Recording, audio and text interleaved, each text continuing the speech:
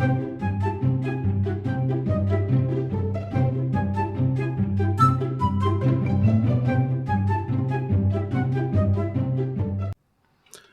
everybody, welcome back to Cids Modded Life Season 3, Episode 91, and we are in a location which is, how do we put this, familiar, but I haven't been here a while. And the reason is we've got shaders running, and I kind of hinted in the last episode that I wanted to move on and have a play with a few other bits and pieces. Things to do, you know. Now, since then, 1.18 has dropped, and 4 just updated for it super fast. Of course, now we're getting 18.1, so there will be another Forge update. And of course, there's going to be a certain amount of inertia before the mods catch up that I may or may not want to do, you know, going forward with any Cids Modded Life Season 4 pack. But in the meantime, there is a pack that I have been wanting to play. That is Ocean Block by FTB. Do I want to play it to its completion? Absolutely not. It's got stupid end quests in it, and I hate them. But I do like the mechanics in it. So I thought we'd start off and finish this episode off with a quick, with a quick world tour of the Cids Modded Life Season 3. It has been a shorter season than some other seasons, but this is where we started off. This was the standard, you know, a pre-generated structure, which, as you can tell, we have thoroughly decimated when we moved out and took everything that was useful. I think there might have even been I don't know what was in there. Something was in there. I honestly can't remember now. But worked out reasonably well. You know, we had the usual kind of start of episode thing with the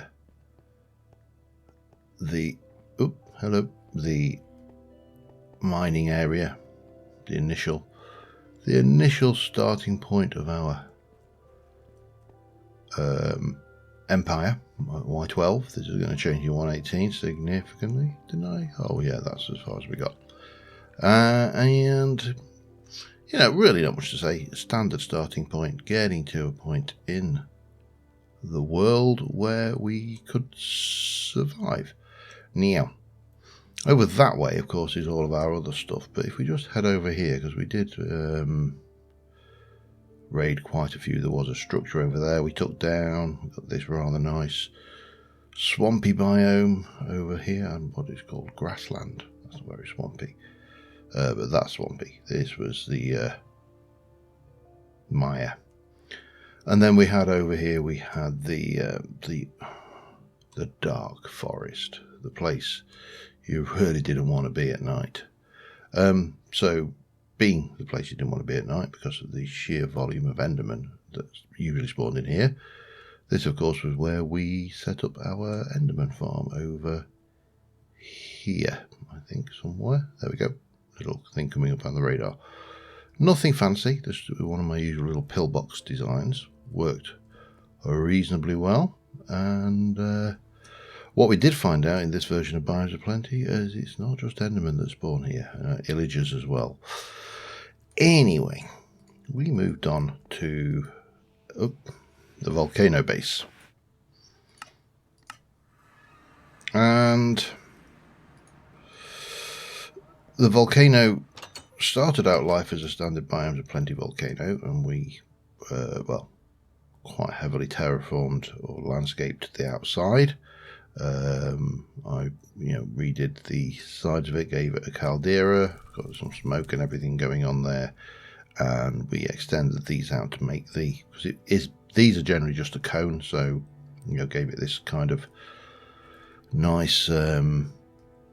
This was somewhat inspired, I think, by Good Times with the Scars build in the last season of Hermitcraft, I think.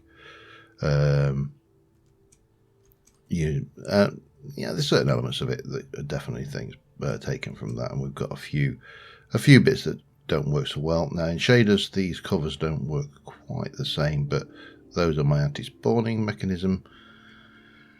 And we created a little bridge across, which has kind of grown. This is a retractable bridge, of course, so we can bring it back and off it goes. The glass bridge of stuff. And yeah, you know, we got in here and hollowed it out a wee bit and had everything largely on this level. Now, I did say in the previous episode that I would like to finish this level this episode, and pardon me, that has largely changed. I don't think we're going to get this. I kind of have got ideas that I could, and if we were investing another 100 episodes or so in this build, then this would definitely be something I'd want to invest in. But given we're probably not going to, we got the various levels. We've got the Hydroponics Bay with all of the botany pots growing all of the crops and storing all of the crops, and of course the bonsai pots storing all of the woods. And eventually we got down and we built this layer down here, which is where we put our storage system, some of our industry. That has an interesting shader effect on those hoppers. And obviously power and all of that kind of good stuff. These hopper, that is a definitely strange texture effect. But the volcano's got multiple levels, and obviously we had this idea of the volcano being the old evil base. So, you know, screens on the walls, the meeting room, all over this tropical underwater bit down here, which I think was an interesting. I love this effect with the shaders. Oh, that's got to be said. That I have not seen that. Yeah, so we've got the fishies and all of that stuff, and of course we also have the lower level, which is where we put our villager trading area, cartographer. We were trying the old cartographer glass trick, and you know, the idea being that we buy the glass for an emerald, but we only got 4 there from these guys. These have all been cheapened as well, so I think in this version that trick must have been hammered down. Now I suppose you could potentially try curing this guy up, these things, but yeah, this was obviously. And I think, personally, this is currently one of the issues with modded Minecraft. And that is that these guys are just way too powerful. I think in 1.18, I'll be doing it in Life in the Woods. I'll be getting some villager breeding going. It's just such a powerful tool. It's insane. You know, to the extent that we started expanding out to other, you know, structural, immersive engineering villagers down there, and yeah, nice fun little build. So what else did we get up to? We have several areas, and I believe it's night time, so let's go. In fact, we can go so over here, because we have in this pack trying to think what it's called now. It's yeah, I've got a mental block providing me with issues. Nature's Aura, that was it. We have the Nature's Aura stuff, and we got this all set up with flowers, and it will generate the aura in the area, which is pretty high. Not entirely sure why that isn't playing. It's on. Anyway, and we built this little enclave out here with you know, this again was an actual existing build that just, you know, generated in the world, which we borrowed to make this area and base this area around, just updated it. significantly, and put a whole load of bits and pieces in. We've got this nice palisade around the area. Did a bit of bee breeding, but really, again, it wasn't something, because I'm not a big redstone nerd. Didn't really require me to do a lot with it. So things, but these ancient, all of this stuff, the shader effects here are absolutely gorgeous. Yeah, so this was just a little area.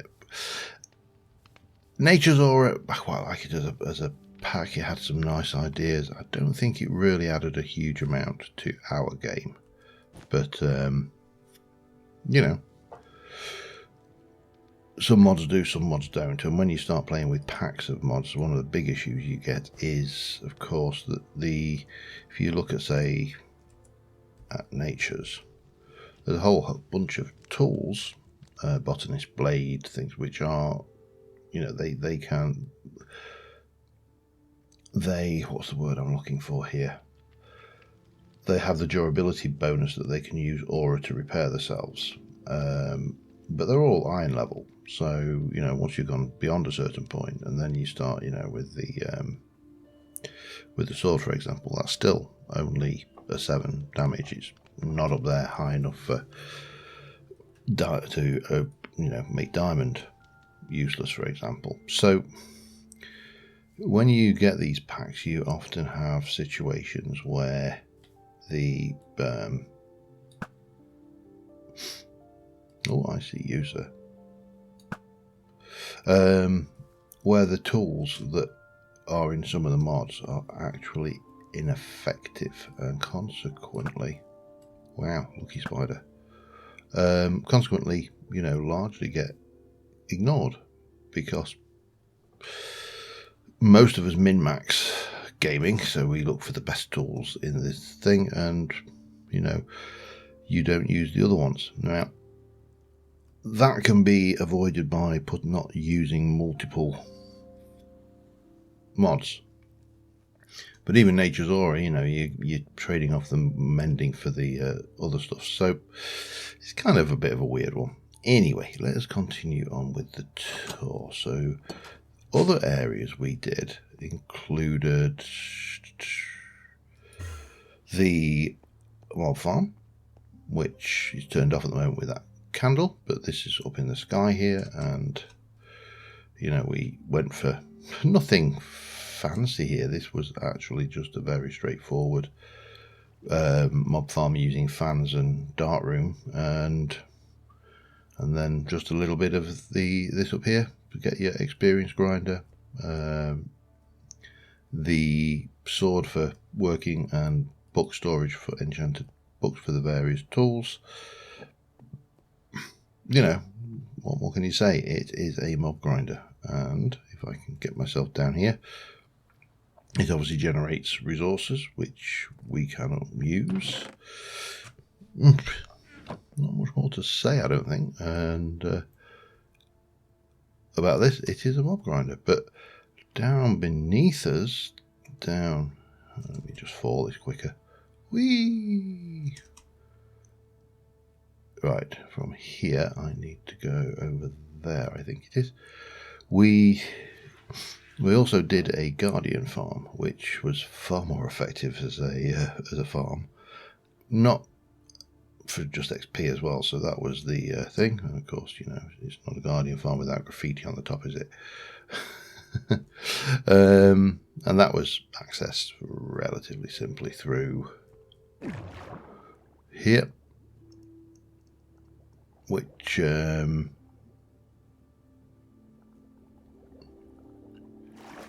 brought us down here, and we had this was drop mode, and they fall. Oh, we can turn the water on and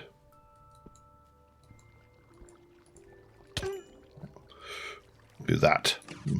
I'm not sure why I couldn't hit them, but anyway, that was the basis. It worked pretty well, did the thing, and rather than have a bubble vator to get out, we went with a jump pad, just because that's more fun. Now, one of the big things, because obviously this was the update aquatic, was I wanted to get into was the Atlantis theme, and I did quite a bit of a lot of build on this. There was more we could have done, but we started off fairly simple. I always go down the wrong hole. That sounded wrong.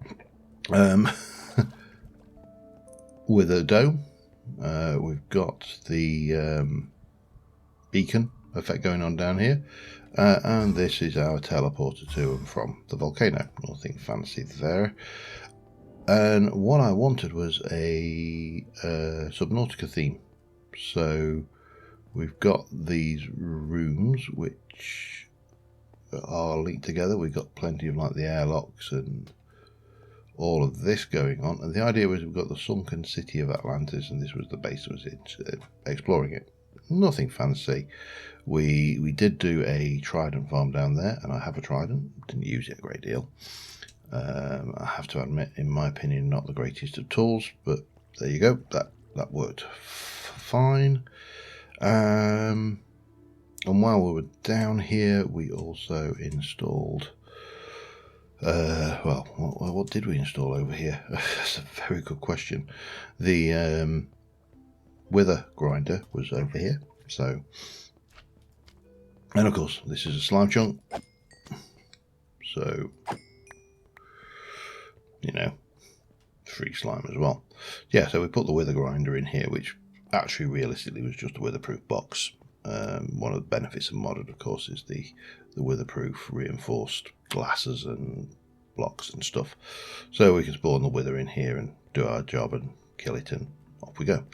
And we also put in a, we use the word loosely, reactor, which was actually a geothermal system, but was built on a scale to make it look bigger than it actually is. So yeah, good old uranium and ice going down, and providing power via the quantum entangler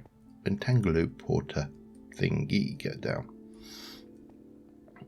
So that was another thing we chucked in here. And then, because I was going with the Subnautica theme, we ended up... Oops. Love that. We ended up building the Seamoth there, which wasn't my design. I tweaked it to work with the modded aesthetic, but you know, it wasn't mine. And because we got the Seamoth, we also built the moon pool and built this large structure, which again I really liked. It served no real purpose. It was just a what's the word I'm looking for? Oh, it's an aesthetic build. But of course, the pride and glory down here was Atlantis, the lost city, and I've not seen this in shaders, so I am actually I am going to have to do that. I think that may be the thumbnail. I really don't know. This got changed over. This was the trident farm, and once we finished with it, we went in there. We got the hoofer. We've got this fella coming. Hello, sir. And yeah, we just got this undersea ruins with the houses and the coral. Well, I'm actually blown away with the shaders on this. I may have to do some more underwater work at some point with shaders, because yeah, those and these little fellas, the villager statues. Look, I'm talking. Go away.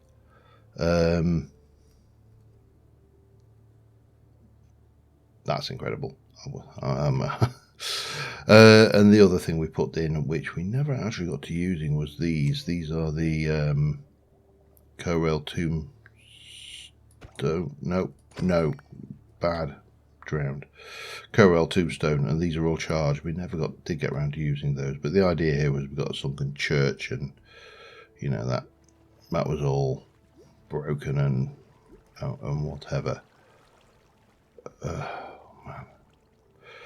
You know, I look at this and I'm like, well, shit, yeah, that candle was a pain. Magic candle, who cares? Yeah, so that was Atlantis. And again, I think if I was starting over, if I was starting this series from scratch with an aquatic theme, I would have probably started here and not with a volcano base. But you know, hindsight is, as they say, 2020, and you need to go away. I love the fact that the drowned are emissive in this, and they've got the little glows there. That's really quite cute. Anyway, let me try and no, that one. Let's head back over here. I think it's getting on towards night time. Yes, it is. So let's quickly go. Ditch this and go over to the. Damn it! Damn. No, it's not bedroom. It's sleeping bag, isn't it? Of course. Well, purple sleeping bag. Yeah, we'll go over and have a look at some of the other bits, because that's not all we did. There are other areas, and let us start with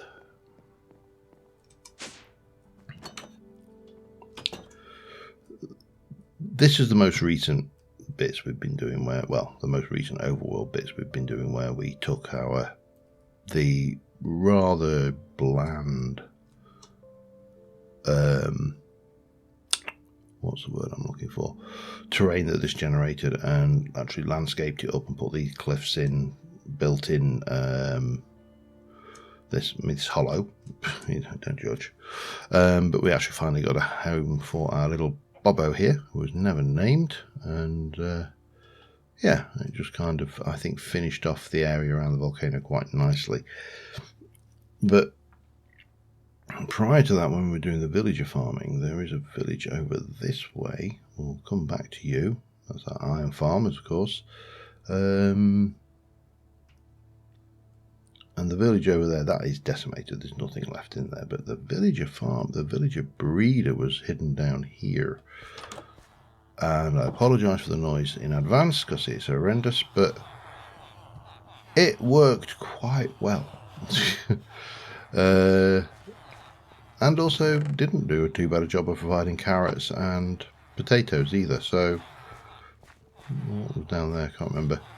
But yeah, so definitely got plenty of volunteers for the farming, and that was a simple. There was basically 4 farms. You can tell I was dealing with the raid here because these haven't despawned yet. I've not been back since we did the raid farming to get the ravagers. But there's 4 farms under there, and they are all filling those. And then over here is, of course, the prize. This was the iron farm. Nothing too fancy. Did I leave myself with an inn anywhere? I can't remember whether I did or not. I really should have done. Let's give myself an inn here, maybe. That'll do. Oh, we've got a slight issue with survivors. I don't know whether. I haven't got water breathing either. Okay, let's. I don't know why I went out. Actually, I could have just. Got to get me in. I could have just as easily as gone up. This bow's OP, by the way.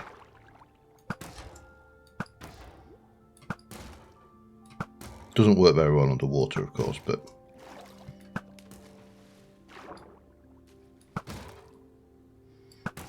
then does anything really.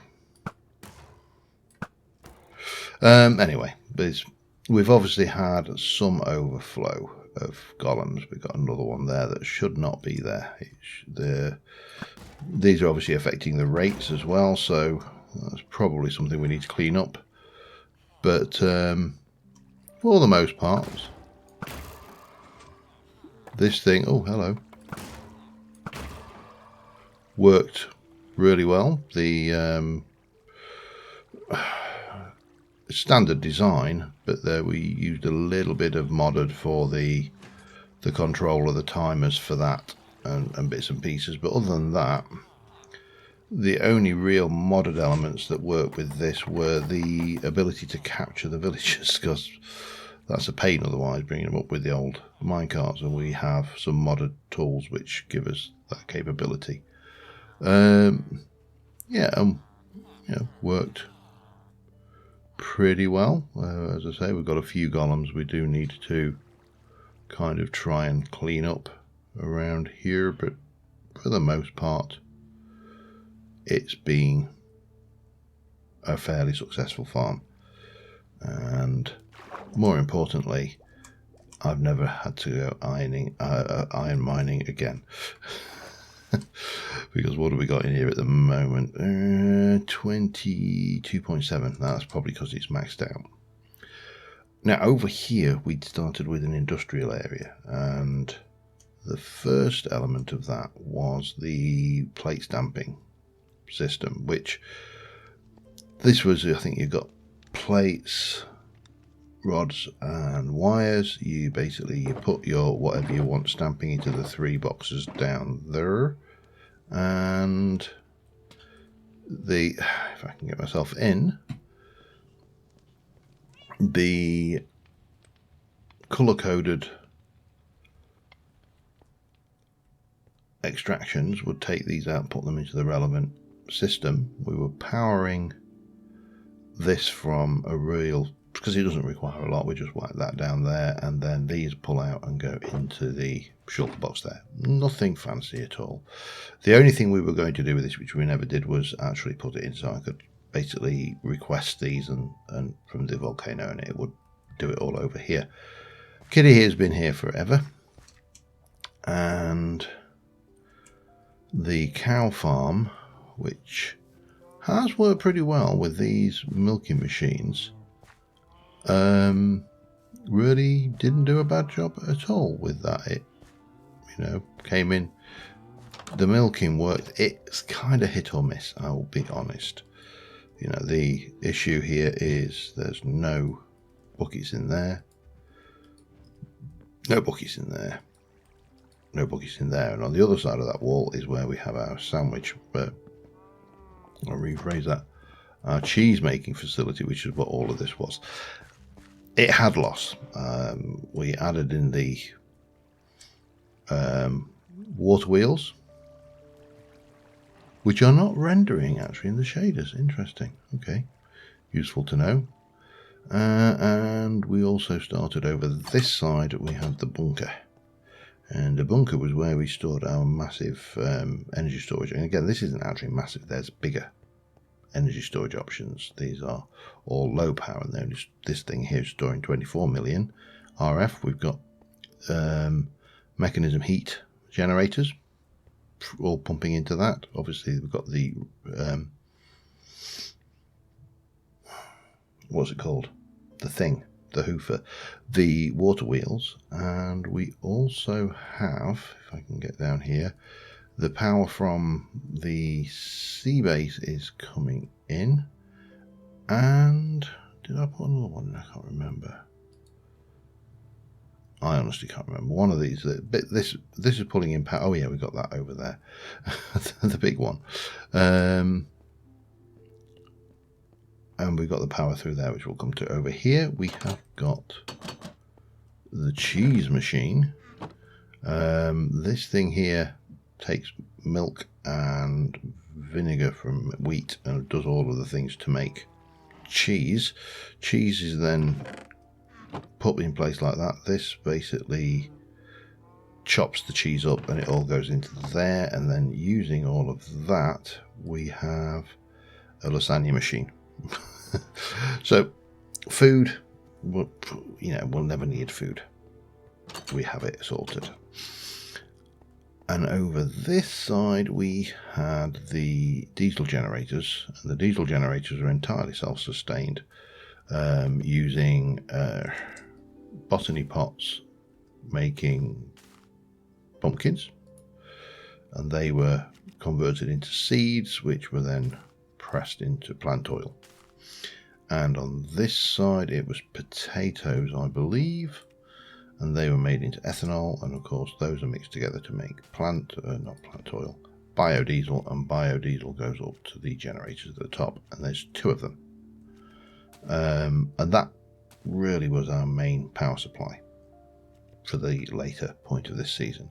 Again, I think in hindsight, if I were doing this again, I would probably go back and make these earlier. Just because there's a lot of miniature, little mini projects there that we didn't really need to do. Around the side, because we went and did this, we also came in here and started off with, well, the first thing we put in was this, which took, there's none in there at the moment, it takes oil from the world. I went and had to grab it all up, and it was processing all of those through refineries. And in here there's a whole load of diesel. That's a side product which we can also use to generate power, so which we were generating power with, so again self-sustaining. That was taking water and the product out of there into solidifier to make plastic. That's all this thing did. And on this side, this is the bulk ore processing plant we created more recently, and you put your ores there and it sorts them out and grinds them or crushes them or electrolyzes them, and then processes them up here. If they need smelting, they go in here, and eventually they all come through into these chests and you take the results back. That's as simple. And if there's anything that it can't handle, it all ends up down here. Real simple, and just did the job. But again, a fun build. So yeah, lots of things. The industrial area worked quite well, actually. I think that about wraps it up for the overworld. So the next place to go is the Nether, because what I did do in the Nether recently, and again you'll have seen this because it was there, is, well, oops, sorry, clipped the thing. Now this might be interesting. I've got no idea what this will look like.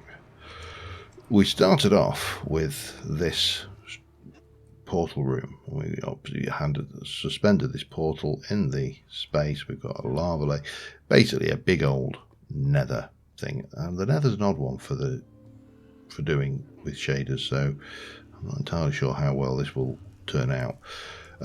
We did put in a few hanging prisoners, and we went off this way. We've got expansion options, but this was where we put in our blaze spawner, quad blaze spawner. So lots of blaze coming down, being killed for their blaze rods. Yay. Again, also doubles as a really nice XP farm.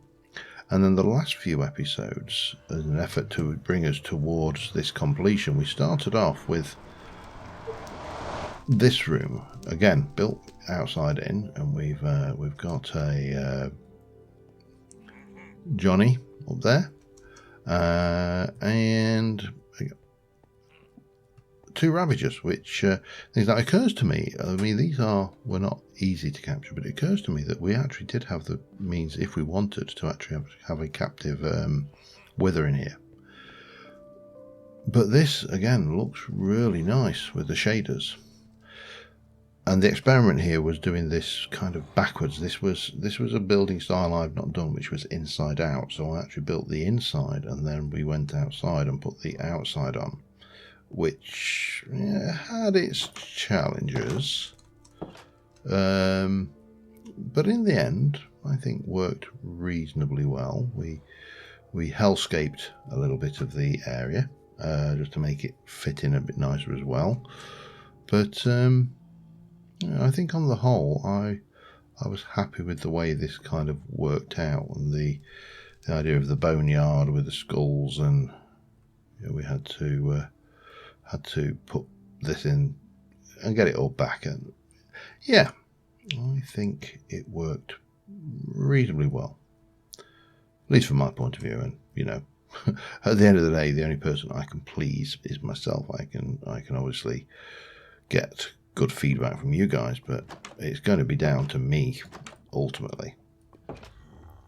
So, as a Cids modded live season, I think we can safely say that we met objective, and by met objective, I of course mean that we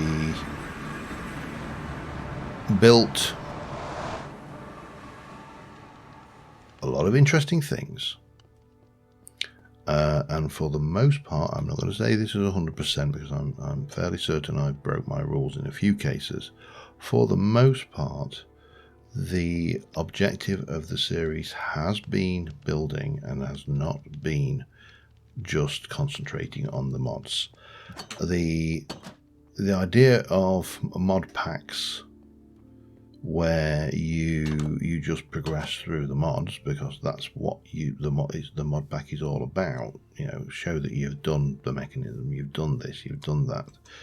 Is to me is not a good model.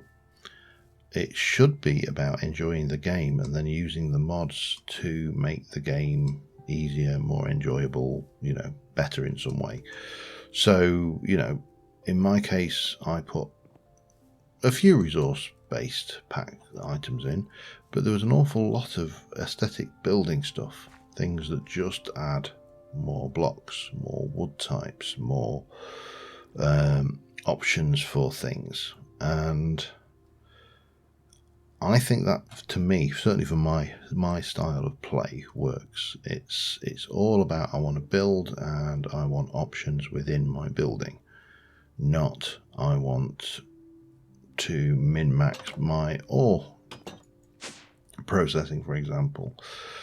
Obviously, it has been hugely advantageous to have systems like these. You know, I'm never short of stone, I'm never short of cobblestone, because I've got cobblestone generators and a stone generator behind there filling these for me constantly. And having all of that resource is really handy, but it's not critical, but it does make the building element of it really nice. Now, there are some things which I'm in two minds about. Mystical crops, I do really think has the effect on the games very similar to equivalence exchange. You know, there comes a point where everything is so easy that you've got no drive. Now, the other downside to this, and this is a biggie downside for me, is simply this. There's a sheep crop, and the sheep crop creates sheep essence. Sheep essence can be used to make wool or mutton.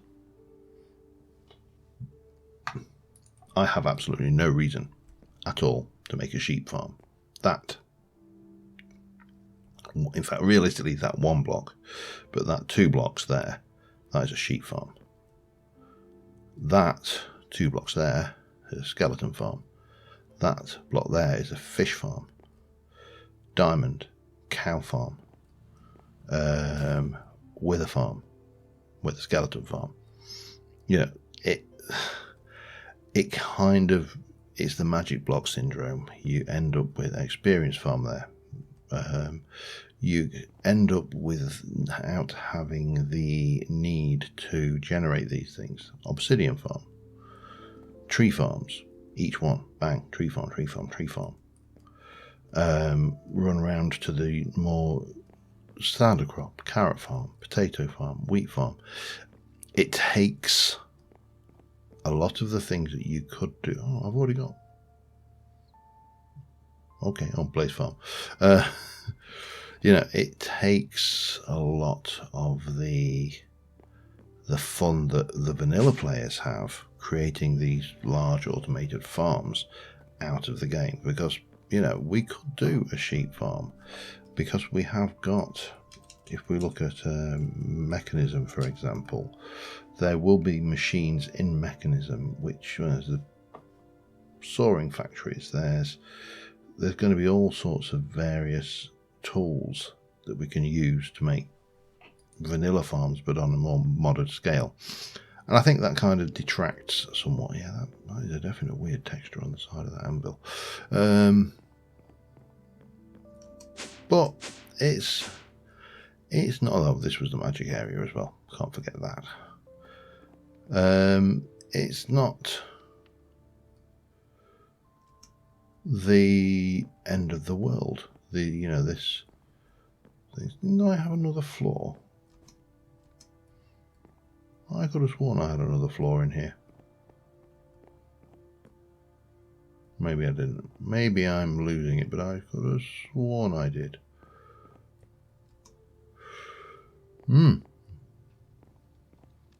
Intriguing.